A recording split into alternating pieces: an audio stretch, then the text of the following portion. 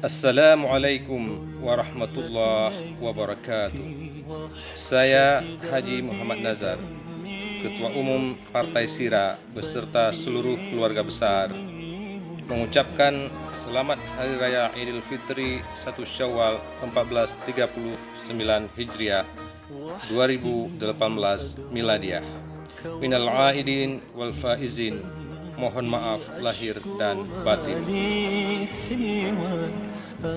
Semoga di hari yang fitri dan penuh berkah ini, segenap kaum muslimin dan muslimat setelah berpuasa sebulan penuh telah menjadi orang-orang yang bertakwa dan memperoleh kekuatan penuh untuk memenangkan kehidupan di dunia dan akhirat sesuai tuntunan Allah Azza wa Jalla.